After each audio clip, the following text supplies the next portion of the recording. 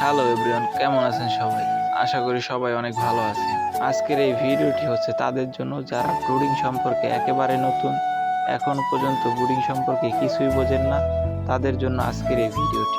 আজকের এই ভিডিওতে আমরা জানবো 1 থেকে 30 দিন বয়স পর্যন্ত বাচ্চা লালন পালন করতে আমরা কোন কোন মেডিসিন ব্যবহার করেছি, কোন বয়সে কোন ভ্যাকসিনটা দিয়েছি, কোন খাবার দিলে বাচ্চা তাড়াতাড়ি বৃদ্ধি পাবে। আরেকটা কথা না বললেই নয়, আমাদের এই ভিডিওগুলো পর্ব আকারে আসবে। আপনারা যারা এখন আমার চ্যানেলটিকে সাবস্ক্রাইব করেননি, অবশ্যই সাবস্ক্রাইব করে আমাদের পাশেই থাকবেন। তাহলে চলুন শুরু করা যাক আজকে বাচ্চার 1 দিন বয়স থেকে। আজকে এই বাচ্চার বয়স 1 দিন। এই বাচ্চাগুলোকে আমি ব্রুডারে ছাড়ার আগেই এদের জন্য খাবার পানির ব্যবস্থা করে রেখেছি। আপনারা ভুলেও এদেরকে ব্রুডারে ছাড়ার সাথে সাথেই খাবার দিবেন না।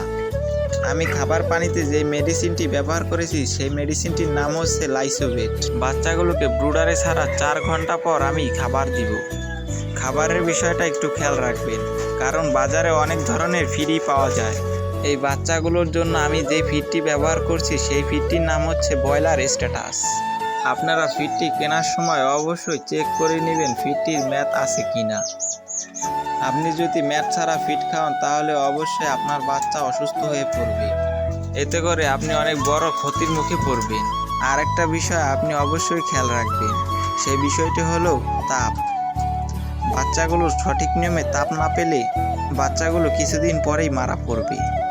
তাই আপনি অবশ্যই তাপটি সঠিক মাত্রায় পেয়েছে কিনা এই বিষয়গুলো খেয়াল রাখবেন। আমি এই বাচ্চাগুলোকে রাত হওয়া পর্যন্ত এভাবেই রেখে দিব, আর কোনো মেডিসিন ব্যবহার করব না। রাত হলে এই ব্রুডারের উপরে আমি একটি কাগজ দিয়ে দিব, যাতে করে বাচ্চাগুলো একটু তাপ বেশি পায়।